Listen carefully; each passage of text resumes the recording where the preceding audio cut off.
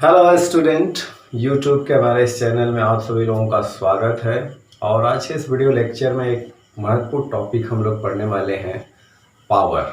इसके पहले हमने वर्क के बारे में पढ़ा था। इसके पहले वाले वीडियो में, दो वीडियो लेक्चर में हमने वर्क को कंप्लीट किया था कि व्हाट इज़ वर्क और उसके यूनिट्स, साई यूनिट और सीजीएस यूनिट क्या होती है वर्क की, और सीजीएस और साई यूनिट में यानी कि वो जो जूल और अर्ग में रिलेशन भी बताए थे। तो ये टॉपिक है पावर। तो इसके बाद जो है हम लोग एनर्जी वाली टॉपिक पढ़ेंगे। तो आज हम लोग पढ़ेंगे बेसिकली कि व्हाट इज़ पावर, पावर क्या है। तो पावर को जैसा कि हम लोग हिंदी में कहते हैं सामर्थ्य या शक्ति, यानी पावर मतलब शक्ति से होता है। तो यहाँ पे अगर पावर की बात करें तो जैसे वर्क जो है वो रिलेटेड होता था फोर्स और डिस्प्लेसमेंट से, तो यहाँ पे पावर जो है वो रिलेटेड होता है वर्क से और टाइम से। कहने का मतलब है कि पावर जो है टाइम से रिलेटेड होता है। पावर को हमें अगर डिफाइन करना है तो टाइम के साथ उसको रिलेट कर लेंगे, ठीक है ना। पावर का मतलब ये समझिए कि कोई भी काम कितने टाइम में हुआ, कोई भी काम कितने टाइम में हुआ, और उसका अगर हम डिफाइन करने जाएं तो हम ये कहेंगे कि वर्क डन जो होता पर सेकंड, यानी कि एक सेकंड में कितना काम हुआ, पर सेकंड कितना काम हुआ, उसी को हम लोग क्या कहते हैं, पावर। ठीक है ना, कि एक सेकंड में कितना वर्क हुआ, है ना। The rate of doing work is called power. Power की डिफिनीशन यही है, the rate of doing work is called power.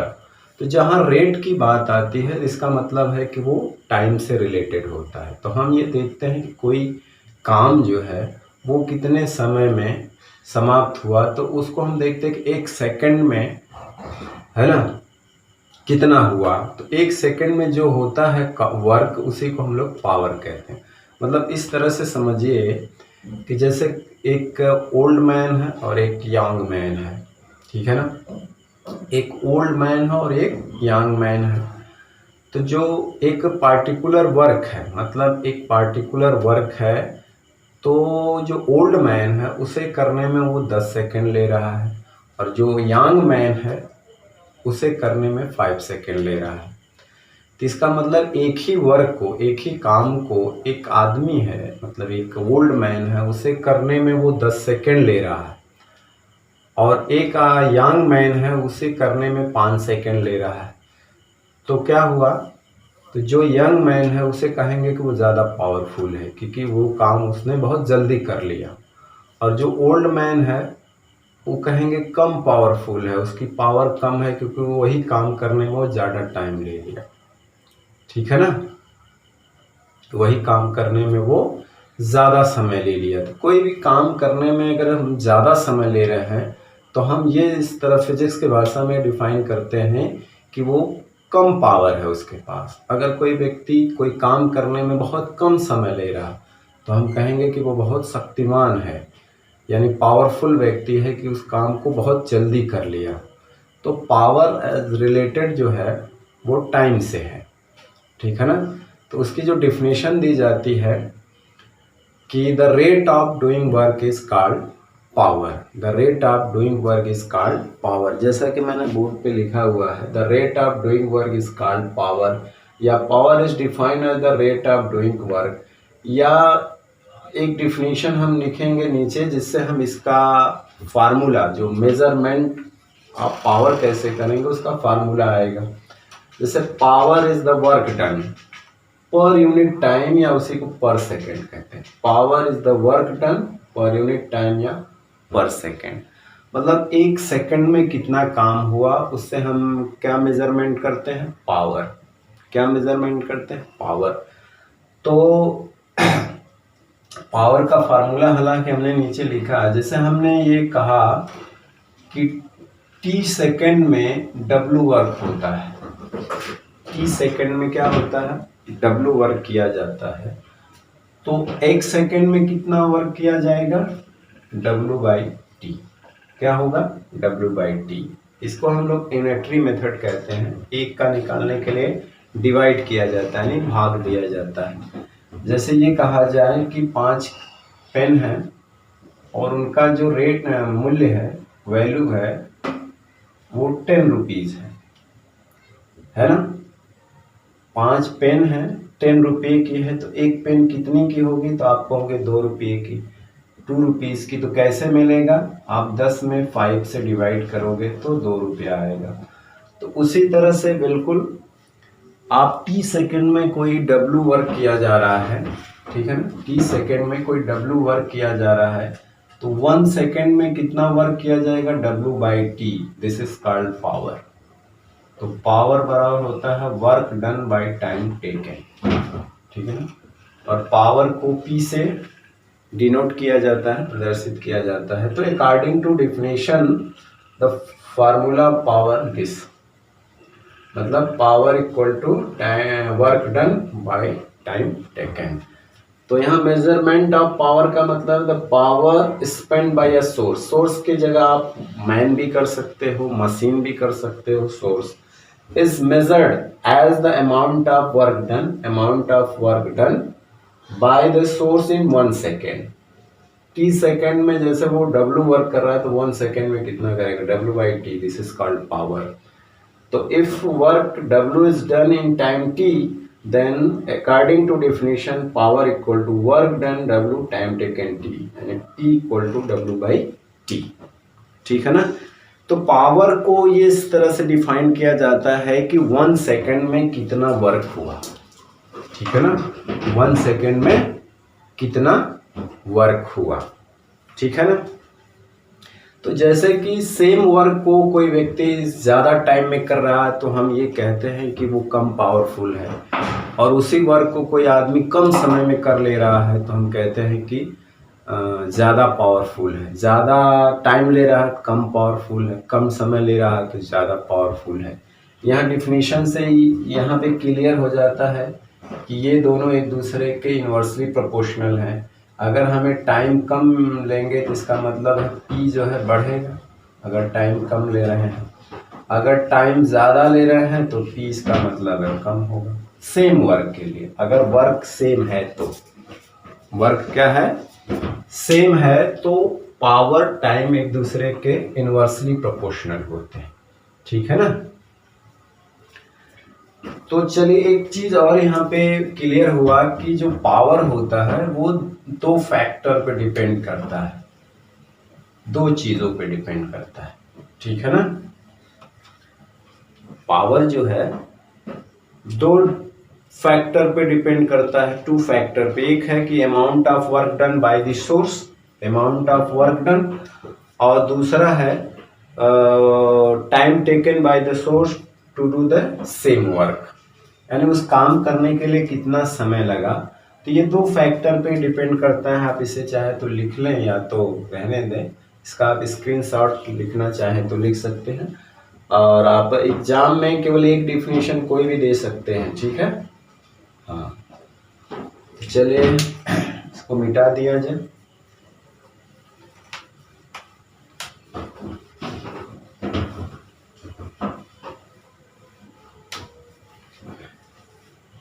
तो हम लिखेंगे कि जो पावर है स्पेंड बाय सोर्स या स्पेंड बाय मशीन या man depends on the following 2 factors. तो यहाँ पे 2 फैक्टर्स हैं, आप तो देख ही रहे हैं कि 2 फैक्टर्स पे डिपेंड करता है। तो पावर जो है, पावर डिपेंड्स, पावर जो है depends on the following 2 factor, depends on the following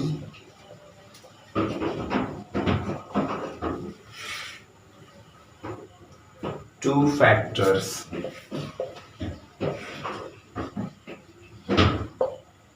पहला है work done by the source, है ना, यहाँ पे लिख सकते हैं work done by the source. Source में आप मशीन मैन हो सकते हैं। दूसरा है time taken to do the same work, है ना, टाइम टेकन कह सकते हैं बाय द सोर्स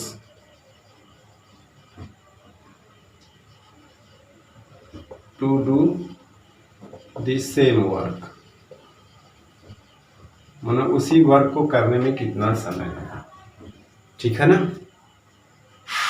तो इस तरह से पावर दो चीज़ों पे डिपेंड करता है। तो अब यहाँ पे देखिए आप फार्मूला जो है पावर का ये आया था W/T, तो ये भी स्केलर है देखिए, और टाइम भी स्केलर है,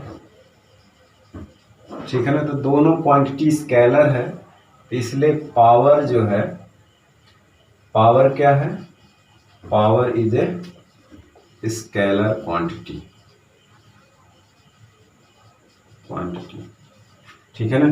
तो पावर क्या है, स्केलर क्वांटिटी है, इसमें डायरेक्शन से कोई मतलब नहीं होता। वहीं पे आपने पीछे भी देखा था कि वर्क इज स्केलर है, लेकिन वहाँ पे फोर्स और डिस्प्लेसमेंट दोनों क्या थे, दोनों वेक्टर क्वांटिटी थे। तो जो डॉट प्रोडक्ट होता है दो वेक्टर क्वांटिटी का, वो स्केलर होता है। इसको आप लोग वेक्टर में एडवांस क्लासेस में पढ़ेंगे, ठीक है ना। तो power is a scalar quantity, ठीक है।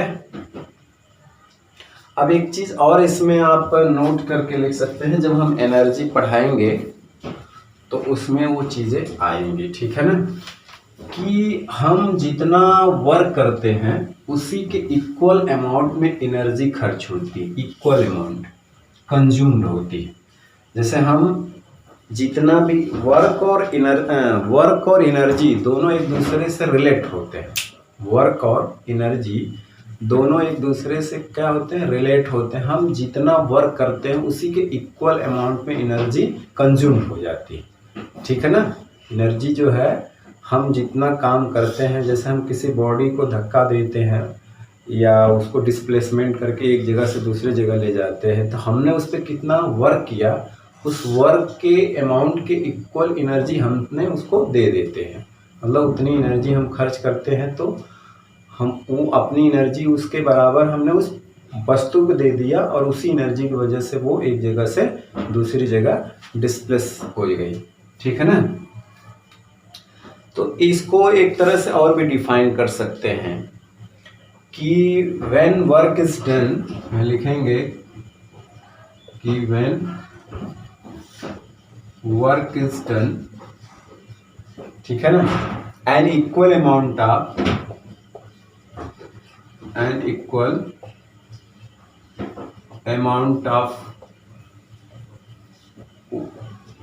energy, when work is done an equal amount of energy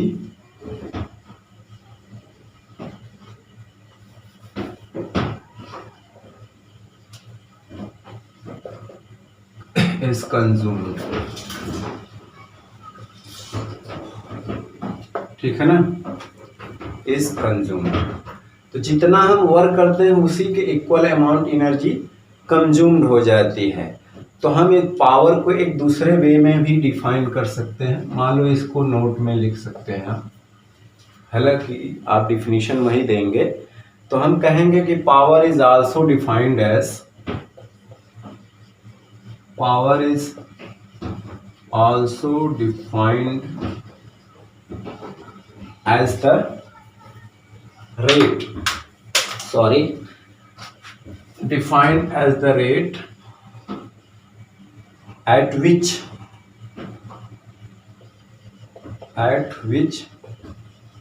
जिस पर क्या होती है, energy is consumed,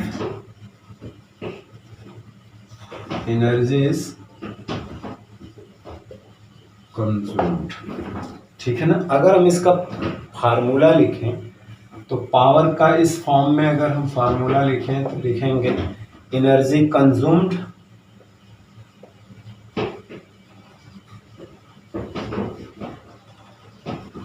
upon time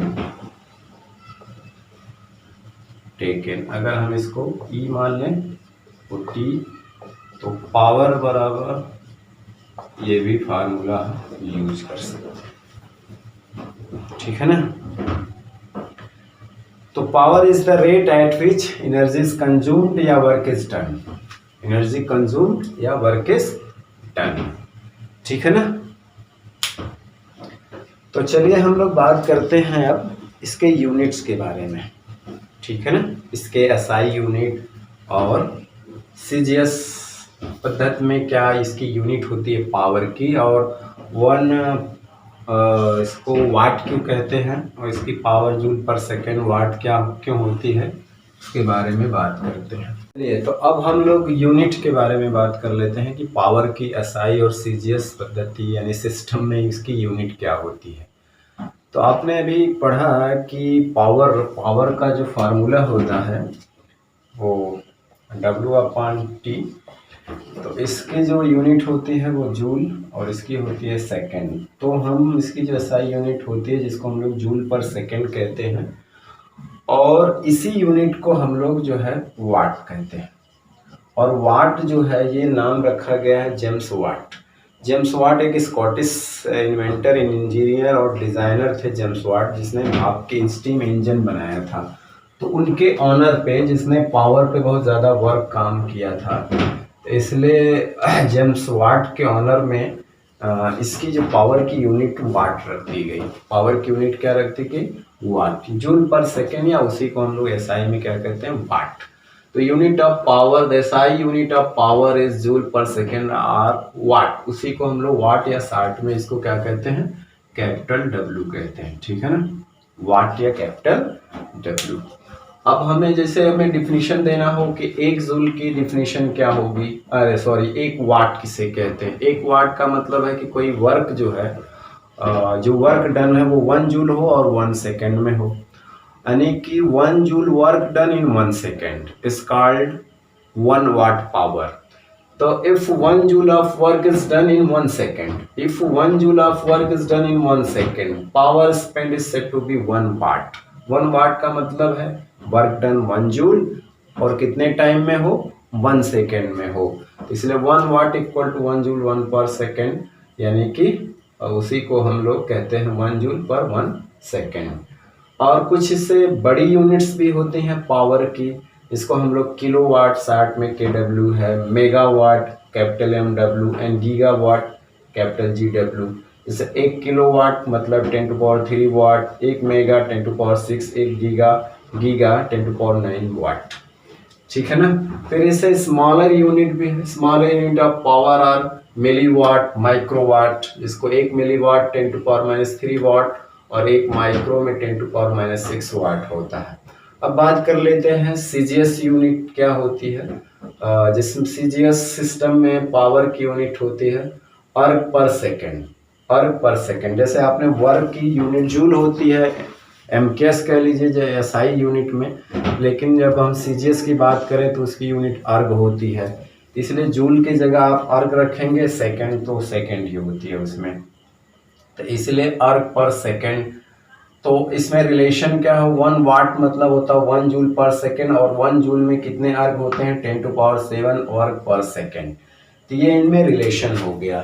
तो कहने का मतलब 1 वाट की बात करें तो 1 वाट जो होगा, 1 वाट हो जाएगा 10⁻⁷ अर्ग पर सेकेंड।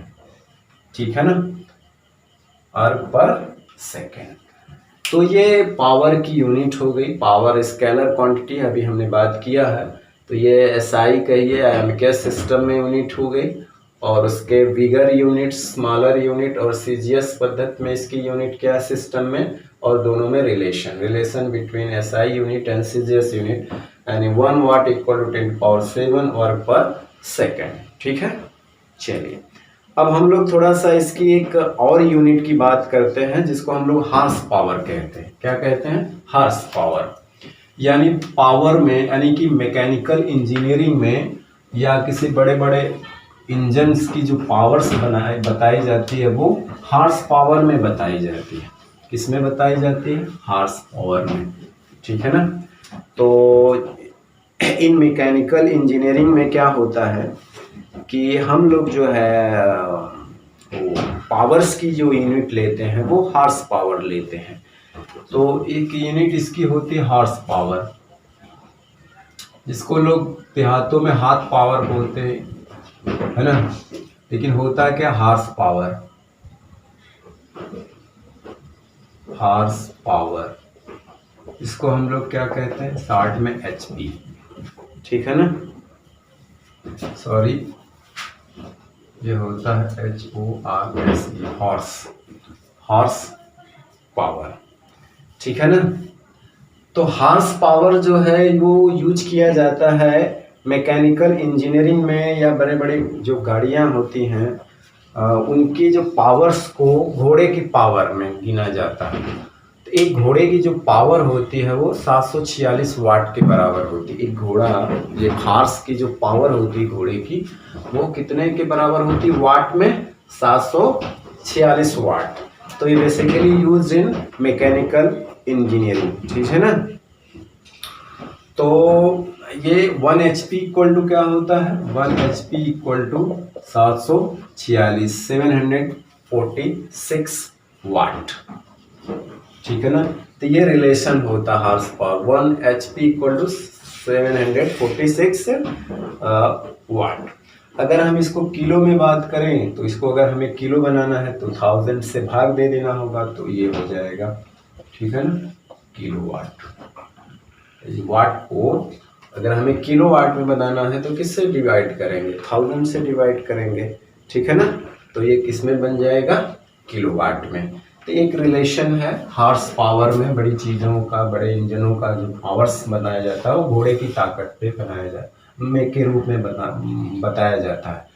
तो घोड़े की जो ताकत होती है, मतलब पावर होती है, वो 746 वाट के बराबर होती है। इसलिए 1 हॉर्स पावर और 1 HP इक्वल टू 746 वाट, या इसको किलो में बदलना है तो 1000 से भाग दे देंगे तो ये किलोवाट में बदल जाएगा, ठीक है ना।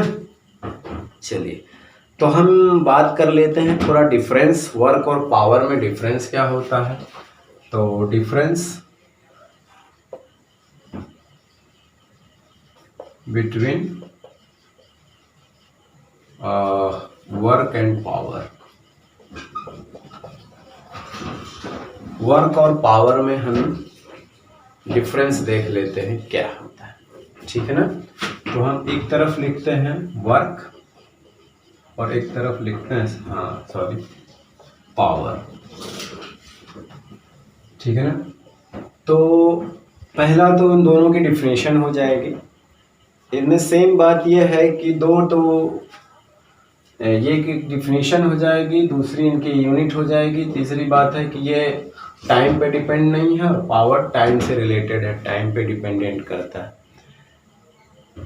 ठीक है ना। तो आप इसको अगर लिखना चाहें तो लिख सकते हैं कि work done by a force is equal to, यहाँ पे क्या है, work done by a force is equal to the product of, क्या, equal to the product of force, ठीक है ना, force and displacement, force and displacement in the direction of the force, in the direction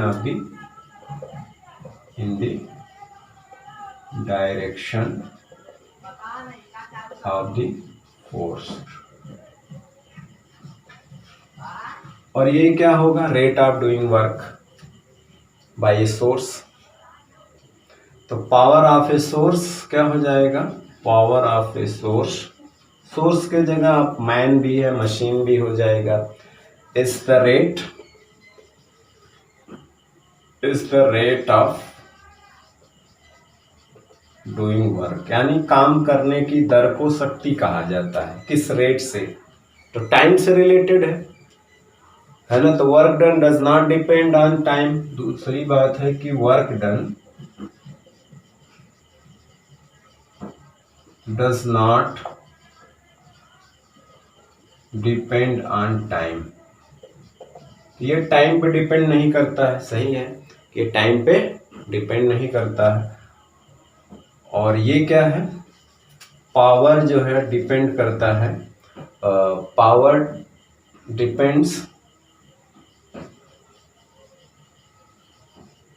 on time, ठीक है ना, power depends on time, ठीक है ना, depends on the time in which work is done, depends on time.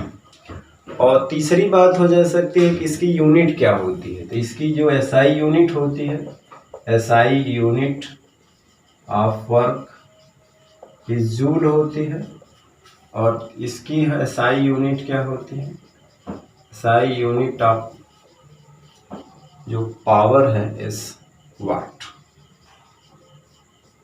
ठीक है ना, इसकी वाट होती है, 60 में आप डब्ल्यू लिख सकते हैं, इसकी जूल होती है, इसको हम लोग जे लिख सकते हैं। तो मेन चीज है इसमें टाइम पे डिपेंड्स करता है, power depends on the time in which work is done, और वो जो है वर्क जो है टाइम पे रिलेट नहीं होता है, ठीक है ना। तो पहला तो डिफिनेशन में अंतर हो गया, दूसरा ये टाइम पे डिपेंड्स नहीं करता है, does not depend on time, power depends on time, और ये जो है जूल एसआई यूनिट होता है और इसका वाट होता है। तो ये बेसिक डिफरेंस है। और इसकी पावर्स जो है हार्स पावर्स में, जैसे मैकेनिकल इंजीनियरिंग में बड़ी गाड़ियों के इंजनों को या कोई भी बड़े इंजन की जो पावर्स बताई जाती है वो हार्स पावर्स में बताई जाती है कि कितने हार्स पावर्स का ये इंजन है, ये मोटर है। तो ये 1 HP 746 वाट होते हैं, ठीक है ना। वाट मतलब जूल पर सेकेंड, वाट जो है स्कॉटिश के इंजीनियरिंग इन्वेंटर थे, इंजीनियर थे, डिजाइनर थे, जेम्स वाट, जिसने पावर पे बहुत ही ज़्यादा काम किया था, जिसने जेम्स वाट यानी जो भाप का स्टीम इंजन बनाया था, जिसने पहली बार इंजन यानी कि मोटर्स की शुरुआत की थी। तो पावर पे वर्क करने के वजह से उनके ऑनर में, रिस्पेक्ट में इसकी यूनिट वाट रख दी गई, ठीक है।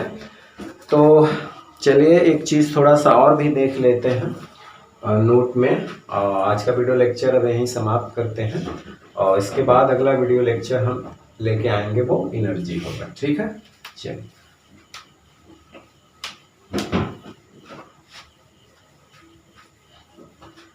तो ये नोट में ये हुआ कि अगर कोई कांस्टेंट फोर्स है, यानी कोई फोर्स है वो कांस्टेंट है,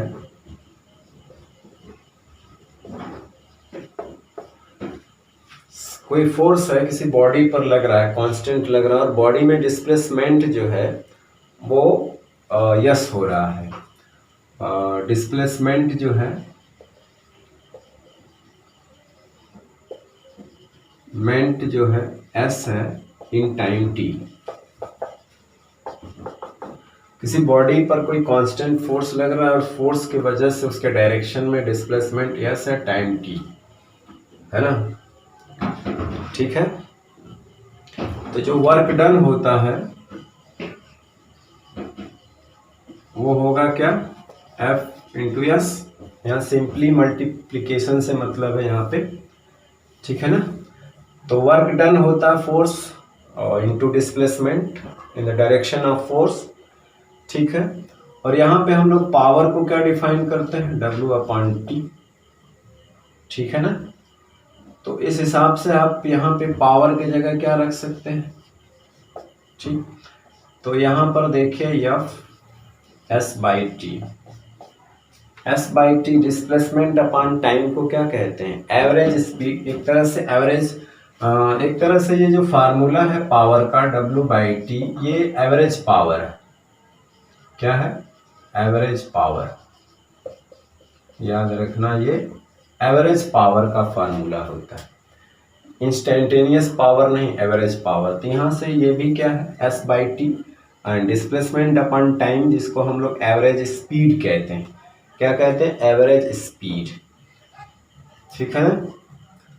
तो यहाँ पे क्या हो जाएगा, पावर इक्वल टू फोर्स, यहाँ हो जाएगा एवरेज स्पीड, यानी कि power equal to force V। ये फार्मूला है, कोई सवाल वाल लगाने के लिए काम आएगा, ठीक है ना। तो किसी बॉडी पर अगर कोई कांस्टेंट फोर्स लग रहा, act on a body and displace the body through a distance S in time T, therefore the work done W equal to force into displacement power equal to W upon T, यानी कि work done upon time taken. तो S by T जो है ये average speed है, तो यहाँ पे पावर इक्वल टू हो जाएगा फोर्स इंटू एवरेज स्पीड, ठीक है ना। तो ये बेसिकली केवल जो है न्यूमेरिकल में आपके लगाने में काम आएगा, ठीक है। पावर मतलब है आपकी डिफिनीशन यह है कि आपने 1 सेकंड में कितना वर्क किया, ठीक है ना। और पावर और टाइम एक दूसरे से इन्वर्सली प्रोपोर्शनल है। कोई पार्टिकुलर वर्क को करने में कम समय ले रहा है, इसका मतलब शक्तिशाली है, ज़्यादा टाइम ले रहा है तो इसका मतलब उसका पावर कम है, ठीक है। तो आज के वीडियो लेक्चर में हम वीडियो लेक्चर आप यहीं समाप्त करते हैं। नेक्स्ट वीडियो लेक्चर में हम आपसे फिर मिलेंगे, वो हमारा टॉपिक होगा एनर्जी। तब तक पढ़ाई करते रहे, पढ़ते रहे। All the very best, thank you very much.